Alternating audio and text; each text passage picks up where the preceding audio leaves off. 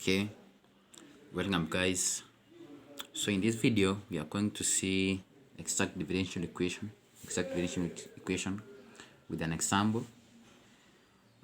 Exact differential equation is one of the second order differential equation, and it is one of the major methods of solving first order differential equation. So I want us to see this example here. So we have cos y plus y cos x dx plus sin x minus x sin y dy is equal to 0. So for an equation to be an exact differential, the partial derivative of m must be equal to the partial derivative of n with respect to the corresponding derivatives, that is dy and dx.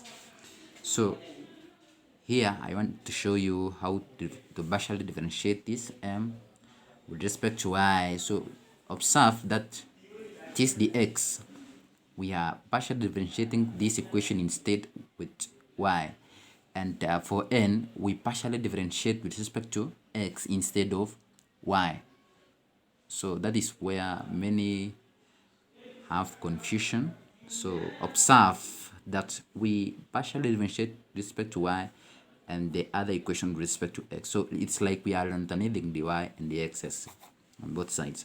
So now we proceed, we differentiate this one and we have this one, and we differentiate sin x minus x sin y. We have cos x minus sin y, which is negative sin y plus cos x when we bring this one to the other side. So we observe that this equation and this one are equal. So the equation is actually exact. Now the rule here is when we integrate now m with respect to x plus a certain constant which we don't know for now. It might be 0, it might be something, it might be anything actually. We have the general solution to that equation to be u of x of y. So it is like when we integrate this side, we obtain the general or particular solution to that equation. Now, but before, how can we now find, after getting the value of the general solution, obtain this certain constant which we don't know for now, which is actually a function of y.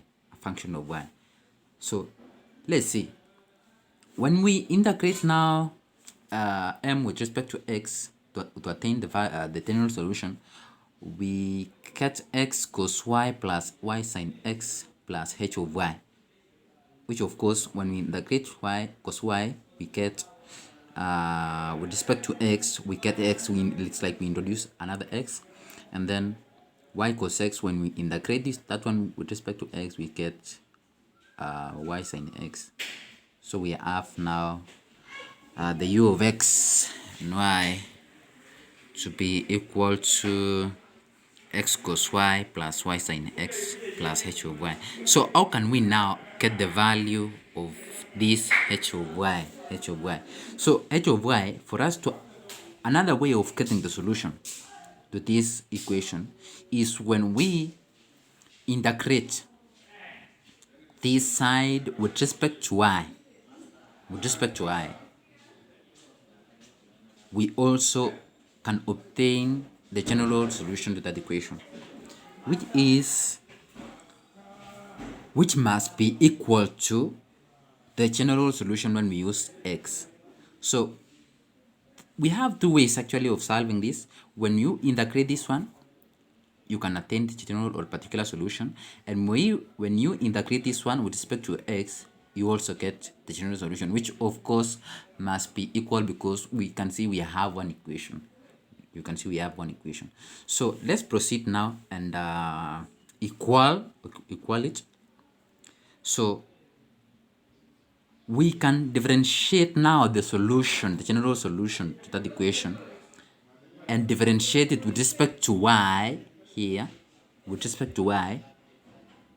must give us the differential which we have here, sin x minus x sin y, which was actually differentiated or obtained by differentiating general solution with respect to y. So that one we can have it over here. So we differentiate, we partially differentiate with respect to y, our general solution. So let me even write over here that this one is the general solution.